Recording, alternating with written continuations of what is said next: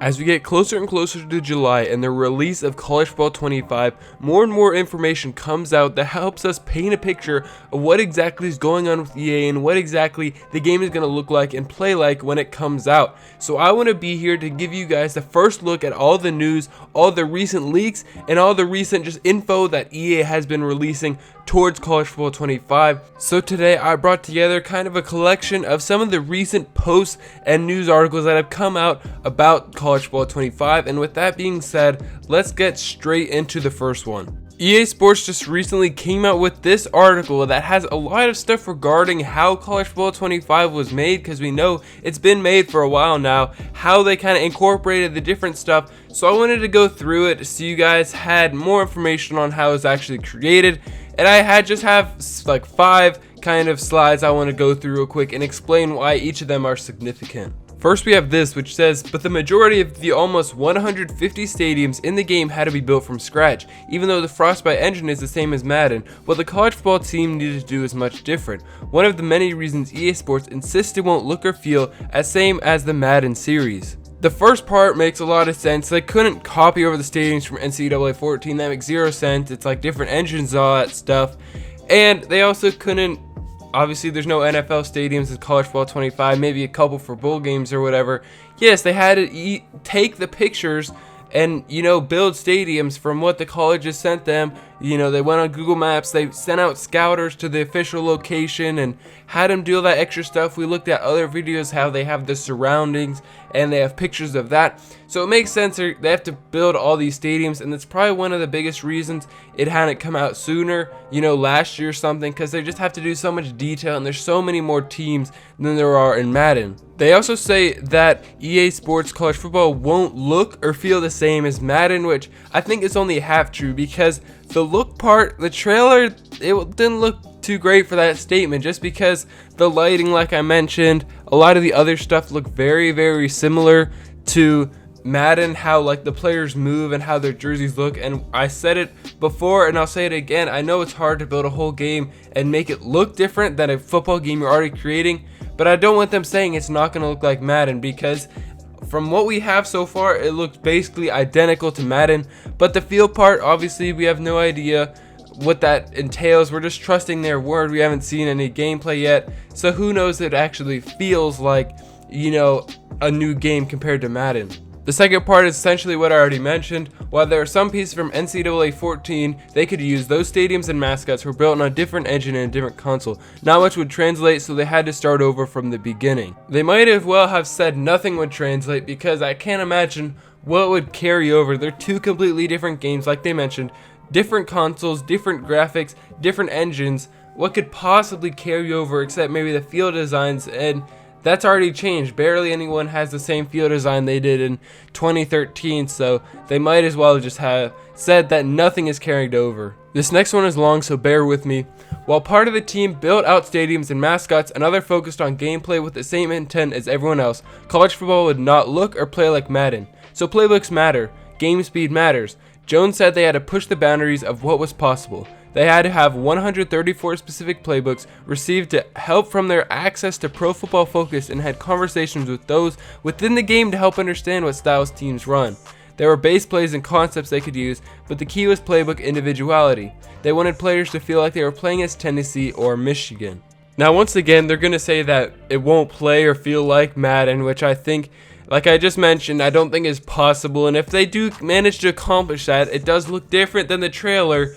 I'm going to be very surprised, and I'm going to, give them my kudos, but as of right now, I don't see that happening at all. He also said they have 134 specific playbooks, and if you saw, I just made a video about playbooks in College Football 25, and I feel like they say this, but they're probably just going to be a couple of plays swapped around with each, and I do think they're going to be, the systems that I already mentioned previously, because that would be the easiest. Ohio State and Alabama, if they both run pro style, maybe Ohio State has a couple option plays thrown in there, and that's the difference of, playbooks that they're talking about right here. But this is just speculation, so who knows, but I don't think they could deviate too far from the schemes, because that's what is realistic to real life. Some teams do actually run the same plays and then just change a couple things on a week-to-week basis. The fourth picture says, they knew they couldn't get everything they wanted in this version. A combination of time and capacity wouldn't allow it. There's already a list, some from the pageantry database, some from ideas they couldn't quite reach, of what they'd like to add in next year's game. They also recognize this. 4 years after Holt went into Weber's office and 3 years after announcing the game, college football is back and here to stay. We speculated before about how college football 26 and 27 are going to play out and what's going to be in them. Some people say that's when they're going to start adding a lot more microtransactions. Some people say that those games will be much more polished, and there's nothing we can really say with, a concrete basis about those things. But they're saying here there's going to be way more features next year that they just didn't have the time and effort to add this year. And to be honest, I'm going to look positive and say that I agree with them, because if they're building this game in 3 years, a huge AAA game, sports game, they're not going to be able to add everything. They want to have it polished. At least I hope so. So I really am looking forward to next year. Obviously, I'm getting ahead of myself, but next year, I think that the game they come out with will be actually a lot better than the game we have now. There's obviously a huge element of hype with College Football 25 because we haven't had it, obviously, in like 11 years. So I definitely think some people will say, oh yeah, 25 was the best we've ever had, just because they think, oh, this is the one when they finally get back, and this is probably the best memories we'll have of the game, because 26, it'll just start become like the cycle again, even if it is a better game, like on what they have, what the features they have, I guess what I'm trying to say. But people remember 25 as kind of the one that started it back up and the ones that they had the most fun on, because it's just the novelty of it. Finally, they said EA staffers created a system they call Generic Plus, developed by the art department. It takes about 2 or 3 hours to construct a player's place in the game. EA does this by taking a reference photo of a player, think a passport photo or a team headshot, and machine learning then creates an image of what the player looks like. EA staffers then go in and make tweaks on what the machine missed or didn't accurately portray, from hair to eyebrows to eyes, which could take 10 to 15 minutes.